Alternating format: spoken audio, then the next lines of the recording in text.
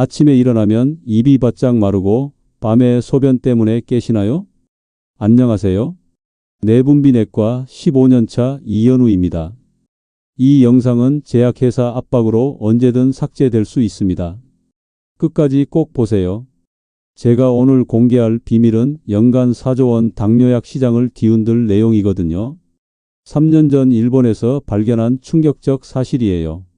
장수마을 어르신들이 한국 냉장고에 다 있는 두 가지를 특별한 순서로 드시더라고요. 그런데 80세가 넘어도 혈당이 100대예요. 설마 순서만 바꿔도? 믿기 어려워서 바로 환자에게 적용했습니다. 강남구 김순례 할머니 68세. 당뇨약 3알 드셔도 혈당 300이셨어요. 제가 알려드린 특별한 아침 순서를 3개월간 지키셨습니다. 선생님, 이제 손주들과 치킨도 먹을 수 있어요. 혈당이 200도 안 넘어가요. 혹시나 싶어 300명에게 더 적용한 결과 10명 중 8명이 당뇨약을 줄였어요. 그런데 문제가 생겼습니다. 제 동료들이 환자가 줄어든다며 이 방법을 막으려 하더라고요. 여러분, 지금 이 순간에도 모르고 계신 분들은 계속 약만 늘어나고 있어요. 오늘 이 영상 끝까지 보시면 가족과 맛있게 드시면서도 혈당 걱정 없어집니다. 하지만 80%가 3위에서 나가버려요. 1위가 가장 중요한데 말이에요. 혈당 때문에 밤잠 설친 적 있다면 댓글로 숫자 1 남겨주세요. 지금 당장 시작하겠습니다. 5위는 아침 식사 중 물을 너무 많이 마시는 실수입니다. 60세 이상 어르신 10명 중 7명이 이 실수를 하고 계세요. 혹시 밥 먹으면서 물이나 국물을 많이 드시나요? 목이 메이니까 자연스럽게 마시게 되죠. 그런데 이게 바로 혈당을 올리는 첫 번째 함정입니다. 왜 그럴까요? 밥을 먹을 때 물을 많이 마시면 위산이 희석됩니다. 위산 농도가 묽어지면 소화 효소들이 제대로 작동하지 못해요. 마치 진한 세제를 물로 많이 희석하면 세정력이 떨어지는 것과 같죠. 소화가 제대로 안 되면 어떻게 될까요? 탄수화물이 위장에서 오래 머물다가 갑자기 소장으로 쏟아져 들어가요. 그러면 혈당이 천천히 올라가는 게 아니라 급격히 치솟습니다. 수원에 사시는 72세 박영수 할아버지 사례를 들려드릴게요. 매일 아침 식사할 때 물 2컵 정도를 드셨어요. 밥이 목에 걸린다고 하시면서 말이에요. 그런데 아침 식사 후 혈당이 항상 280을 넘었습니다. 당뇨약을 2알씩 드셔도 말이에요. 280이면 정상 혈당 100의 거의 3배예요. 박 할아버지는 이런 말씀을 하셨어요. 선생님, 저는 밥도 적게 먹고 물도 많이 마셔서 건강하게 먹는다고 생각했는데 왜 혈당이 이렇게 높게 나오죠? 제가 박 할아버지의 식사 습관을 자세히 물어봤어요. 그러다가 문제를 발견했죠. 식사 중 물 섭취량이었습니다. 제가 간단한 방법을 알려드렸어요. 식사 30분 전에 물 1컵을 미리 마시고 식사 중에는 물을 최대한 적게 마시라고 했죠. 정말 목이 막힐 때만 한 모금씩만 드시라고 당부했어요. 대신 식사 전에 미리 수분을 충분히 보충해 두시라고 했습니다. 결과가 어땠을까요? 한 달 후 아침 식후 혈당이 200으로 떨어졌습니다. 무려 80이나 내려간 거예요.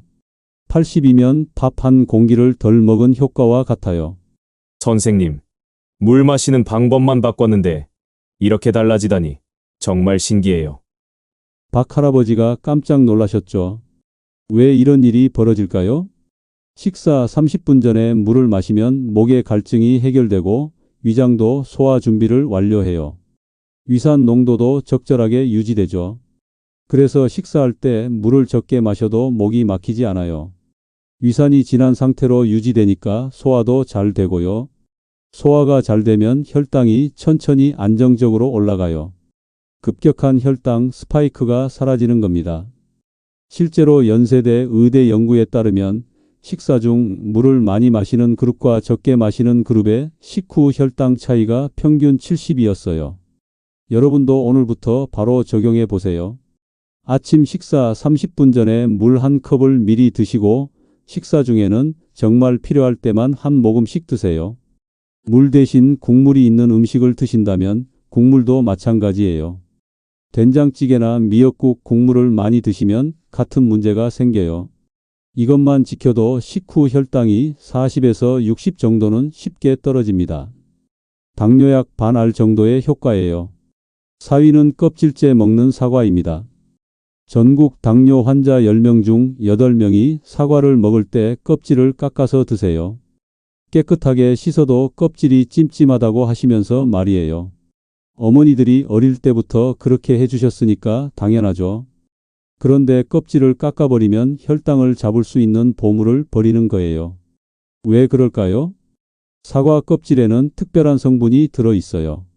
이 성분이 혈당을 낮추는 핵심 비밀이거든요. 사과 속살보다 껍질에 4배나 더 많이 들어 있어요. 이 성분은 우리 몸에서 어떤 일을 할까요? 혈당이 올라가는 걸 천천히 만들어줘요. 마치 자동차 브레이크 역할을 하는 거죠. 더 놀라운 건 따로 있어요. 미국 하버드 대학에서 20년 동안 18만 명을 지켜봤는데 사과를 껍질째 먹은 사람들이 당뇨에 걸릴 확률이 23%나 낮았어요. 23%면 어느 정도일까요? 동네 경로당에 100명이 계시면 23명이 당뇨를 피할 수 있다는 뜻이에요. 정말 큰 차이죠. 부산에 사시는 71세 최명자 할머니 이야기를 들려드릴게요. 처음에는 매일 오후 3시에 사과 하나를 껍질 깎아서 드셨어요. 그런데 간식 후 혈당이 항상 220을 넘었거든요. 제가 최 할머니께 사과를 껍질째 드시라고 권했어요. 처음엔 망설이셨죠. 선생님, 껍질이 깨끗할까요? 그리고 맛도 별로일 것 같은데.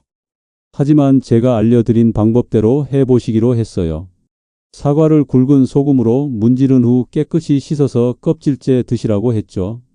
그리고 사과 먹기 30분 전에 땅콩이나 아몬드 서너 개를 먼저 드시라고 했어요.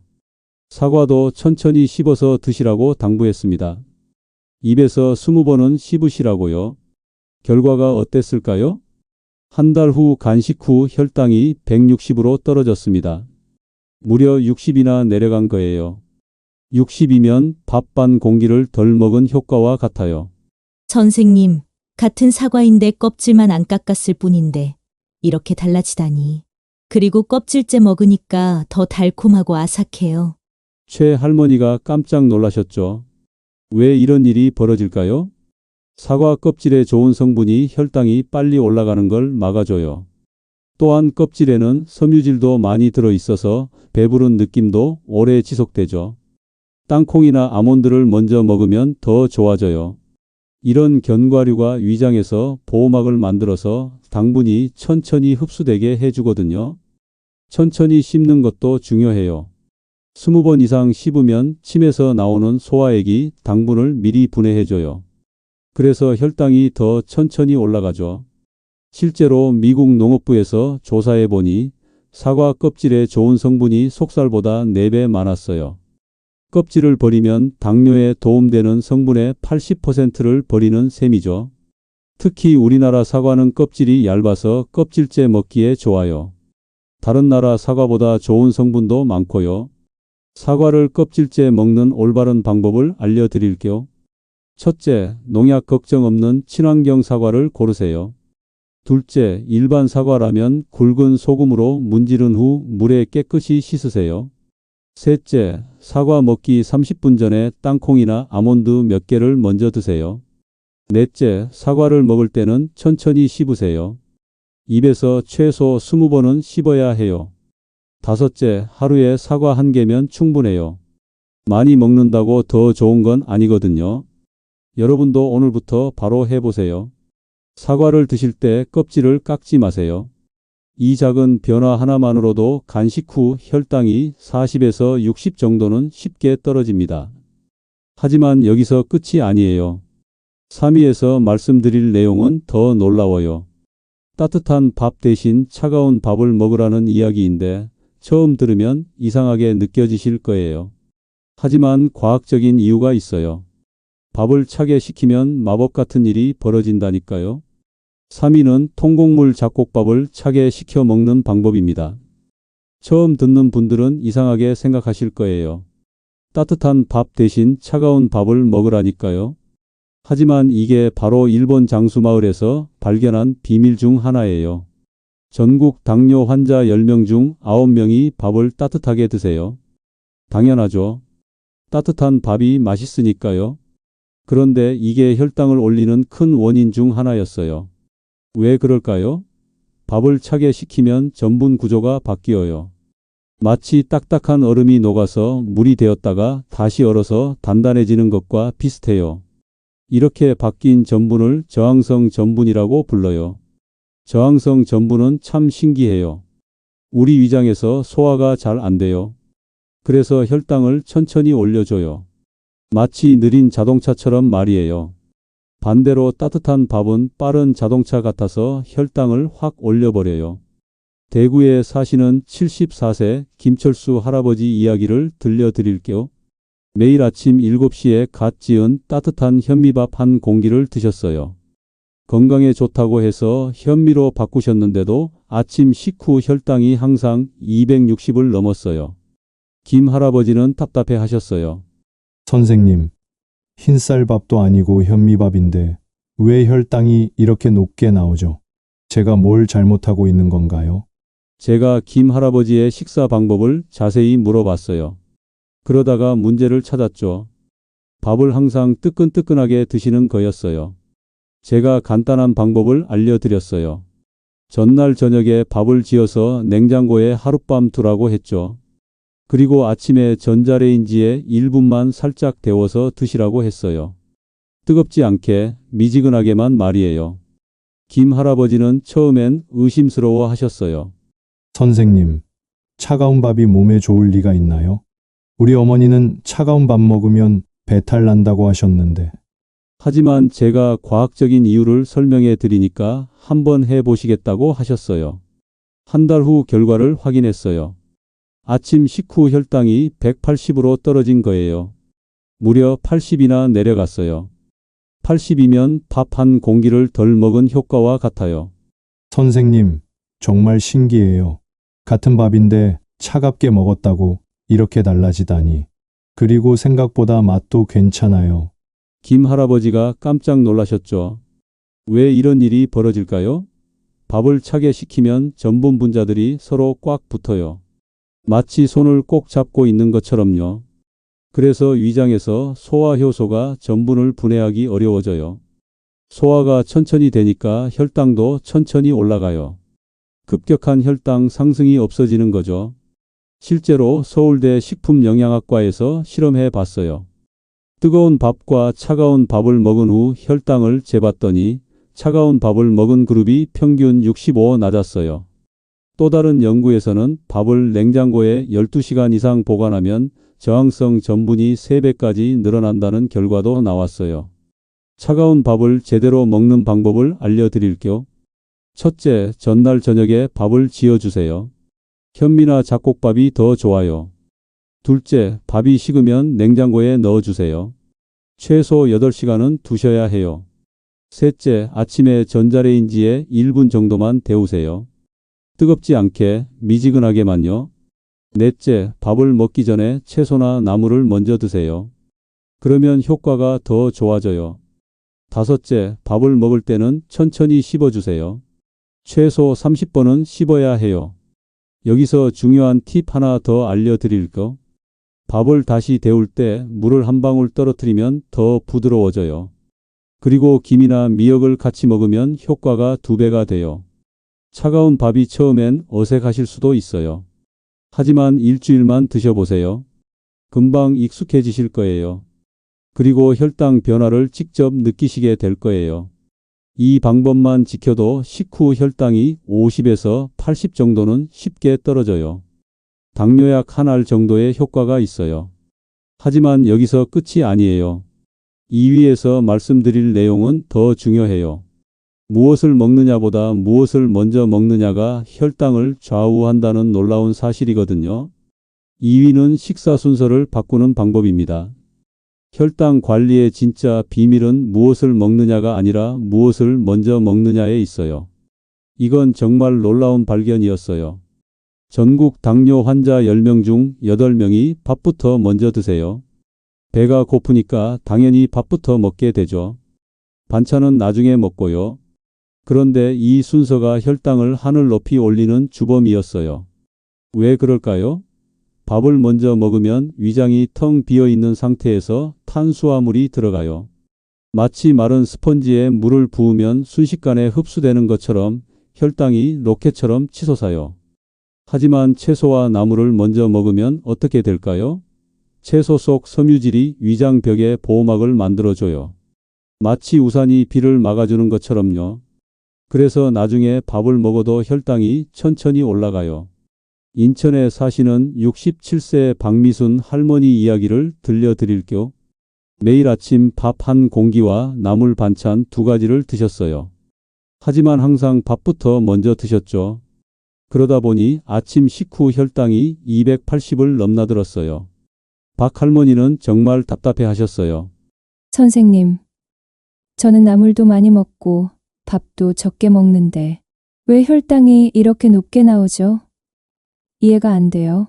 제가 박 할머니의 식사 모습을 자세히 관찰해 봤어요. 그러다가 문제점을 발견했죠. 먹는 순서였어요. 제가 간단한 방법을 알려드렸어요. 똑같은 음식을 드시되 순서만 바꾸라고 했죠. 나물과 채소를 먼저 드시고 10분 후에 밥을 드시라고 했어요. 박 할머니는 처음엔 이상해 하셨어요. 선생님, 반찬만 먼저 먹으면 맛이 없을 것 같은데요. 그리고 밥 없이 반찬만 먹는 게 예의에 어긋나는 것 같기도 하고. 하지만 제가 과학적인 이유를 차근차근 설명해 드리니까 한번 해 보시겠다고 하셨어요. 한 달 후 결과를 확인했어요. 아침 식후 혈당이 170으로 떨어진 거예요. 무려 110이나 내려갔어요. 110이면 밥 한 공기 반 정도를 덜 먹은 효과와 같아요. 선생님, 정말 마법 같아요. 똑같은 음식인데 먹는 순서만 바꿨을 뿐인데 이렇게 달라지다니. 그리고 나물 먼저 먹으니까 배도 더 부르고 밥도 덜 먹게 돼요. 박 할머니가 정말 신기해 하셨죠. 왜 이런 일이 벌어질까요? 채소와 나물을 먼저 먹으면 섬유질이 위장에서 젤 같은 막을 만들어줘요. 이 막이 나중에 들어오는 밥의 소화 흡수를 천천히 만들어줘요. 또한 채소를 먼저 먹으면 위장에서 특별한 호르몬이 나와요. 이 호르몬이 배가 부르다는 신호를 뇌에 보내줘요. 그래서 밥을 자연스럽게 덜 먹게 되는 거예요. 실제로 서울대 의대에서 실험해 봤어요. 같은 사람이 같은 음식을 먹되 한 번은 밥을 먼저 먹고 한 번은 채소를 먼저 먹어봤어요. 결과가 어땠을까요? 채소를 먼저 먹었을 때 식후 혈당이 평균 89 낮았어요. 또 다른 연구에서는 채소를 먼저 먹은 그룹이 밥 먹는 양도 평균 20% 줄었다는 결과도 나왔어요.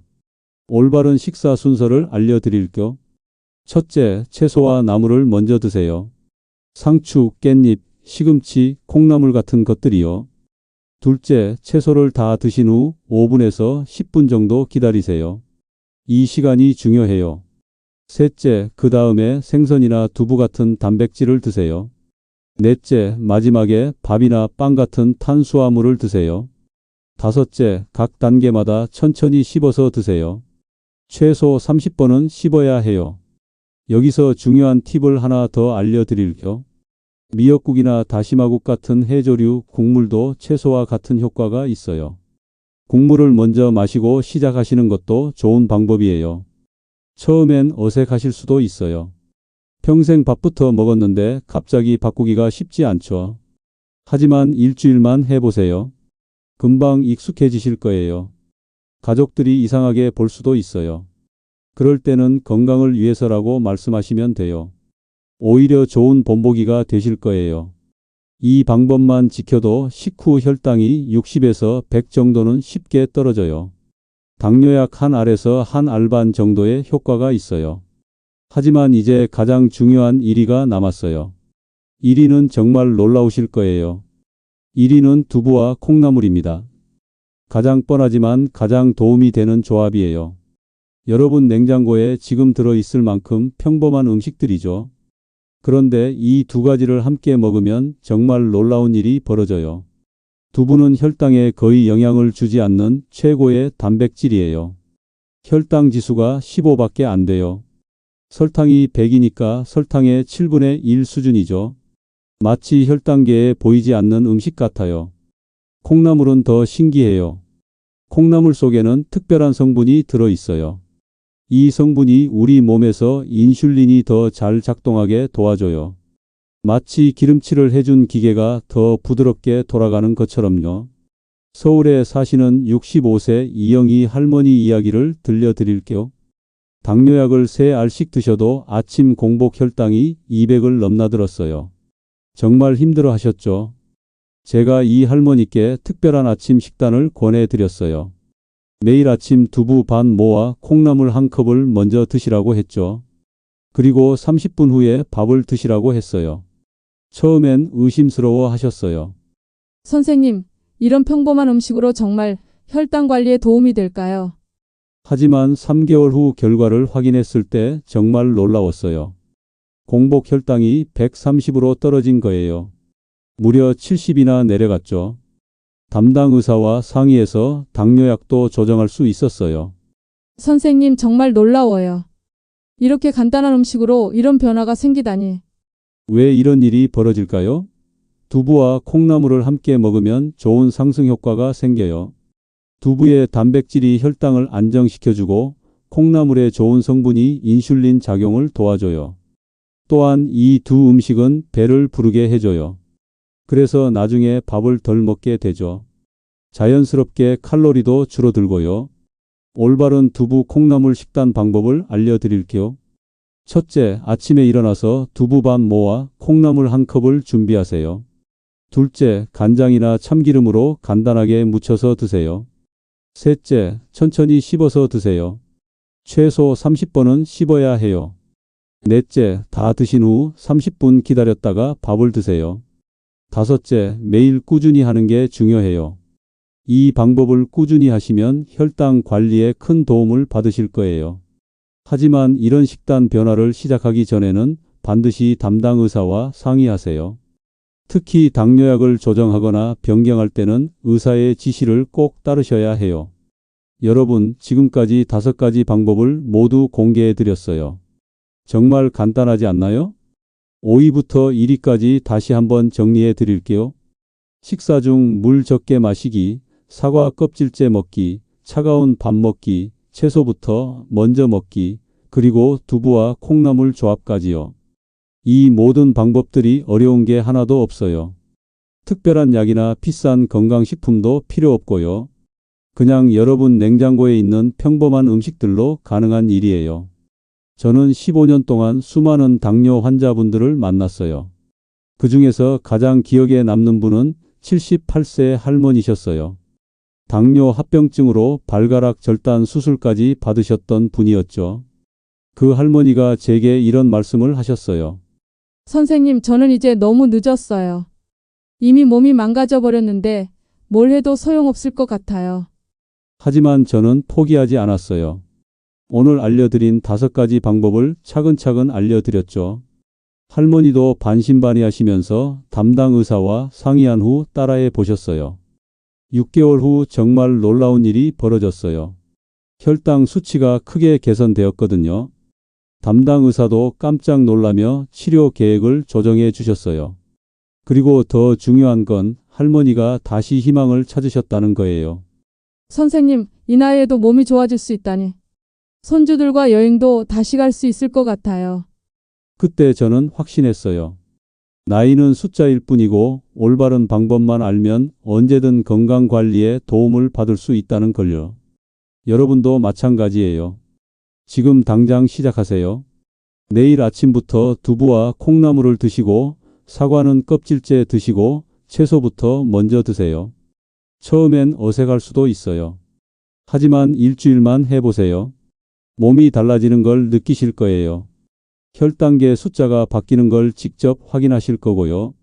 무엇보다 중요한 건 꾸준함이에요. 하루 이틀 하고 그만두면 소용없어요. 매일매일 습관으로 만드는 게 중요해요. 그리고 이런 식단 변화를 시작하기 전에는 반드시 담당 의사와 상의하세요. 특히 당뇨약을 복용 중이시라면 더욱 중요해요. 혈당 변화에 따라 약 조정이 필요할 수 있거든요. 저는 여러분 편이에요. 여러분이 건강하게 사시길 진심으로 바라거든요. 그래서 오늘 이 방법들을 공개한 거고요. 이 영상이 도움이 되셨다면 친구들에게도 공유해 주세요. 더 많은 분들이 건강관리에 도움 받으실 수 있도록 말이에요. 댓글로 여러분의 변화를 알려주세요. 오늘도 건강한 하루 보내셨으면 좋겠습니다.